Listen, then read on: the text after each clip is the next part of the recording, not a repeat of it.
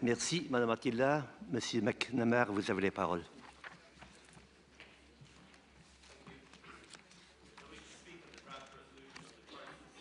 Of democracy and the role of the state in today's Europe.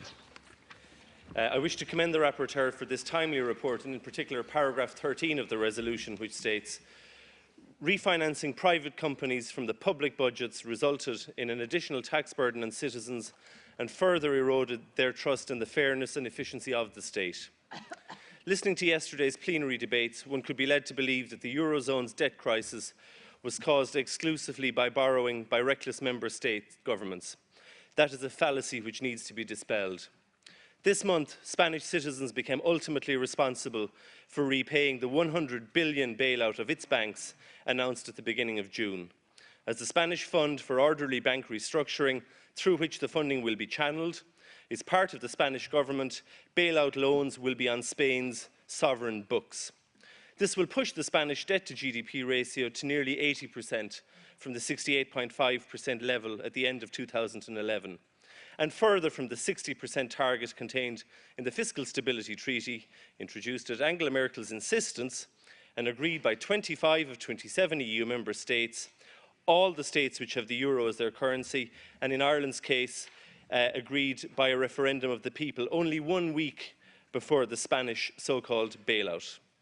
Spain, like Ireland, is not in a bailout programme because of a failure to adhere to the Stability and Growth Pact contained in the Maastricht Treaty, now reinforced in the Fiscal Stability Treaty. Like Spain, Irish government debt was less than the 60% of its gross domestic product allowed in the Stability and Growth Pact in 2007. Similarly, Ireland's government, like Spain's, was in the process of paying off its debts. Both took in more tax revenues than their total spending. In contrast, other larger member states regularly broke the maximum annual borrowing level of 3%. Both are in bailouts because private bankers, mainly in Germany but also in other states, loaned cheap money to private bankers in Ireland and Spain without any regard to where that money was going or the adequacy of the bank regulatory system.